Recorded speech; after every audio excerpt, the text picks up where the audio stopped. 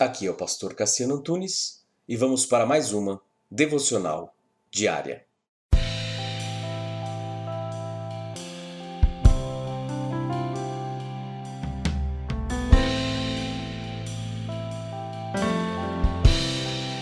Melania cresceu em uma luxuosa residência em Roma, sob a influência da sua mãe, Albina, e do círculo de mulheres romanas liderado por Marcela, aquela amiga de Jerônimo. Melania nutria o forte desejo de se dedicar a Jesus e manter-se fiel a ele, mas sofreu a oposição do seu pai, Publícola, um senador romano. Assim, em 397 d.C., com 14 anos de idade, ela se casou com Piniano, que tinha apenas 17 anos de idade na época. O marido prometeu que, após ela dar filhos a ele deixaria ela livre das suas obrigações conjugais. A primeira filha do casal morreu com 1 ano, e o segundo filho nasceu prematuro, vindo a morrer logo após o parto. Melania, gravemente enferma, e Piniano jurou que, se ela se restabelecesse, a deixaria em liberdade para servir a Deus como ela queria.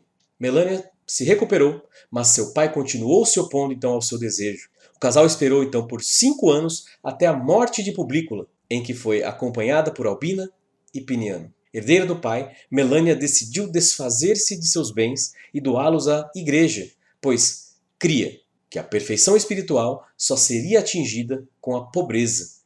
Ela lia a Bíblia 3 ou 4 vezes por ano e estudava os tratados de todos os teólogos da época, tanto em grego quanto em latim. Depois de se desfazerem de quase todas as suas posses, mãe e filha partiram para Jerusalém, onde Melania fundou um monastério formado por mulheres, virgens e prostitutas recuperadas.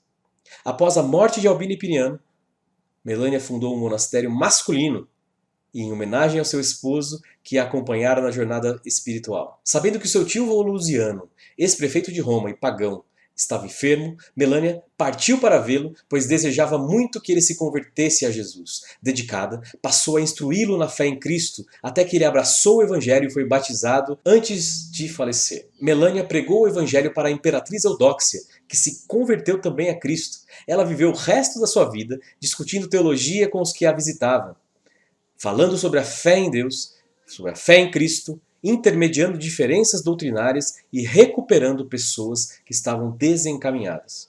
Hebreus 12:14 nos diz: procurem viver em paz com todos e busquem a santificação, sem a qual ninguém verá o Senhor.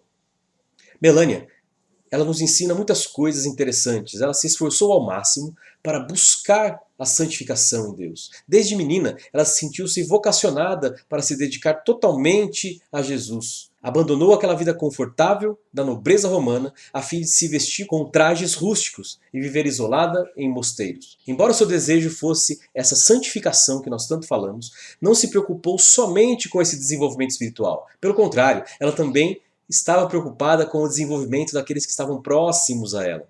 A importância disso, da santificação, tem sido esquecida por muitos cristãos de nossos dias. Porém, ela é fundamental à caminhada de fé. A santificação, que segue a justificação e antecede a glorificação, é essencial para a sua jornada espiritual e para a minha, da conversão à eternidade.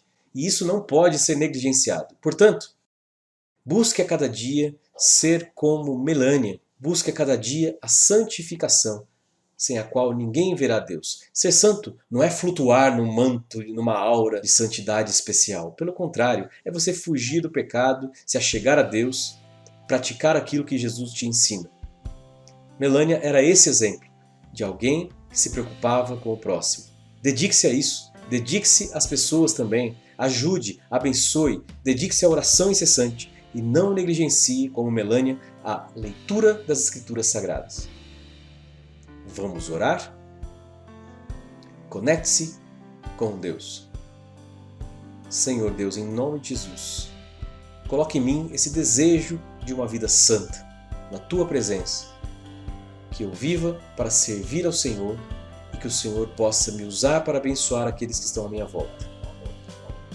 Esta é a minha oração, em nome de Jesus. Amém e amém.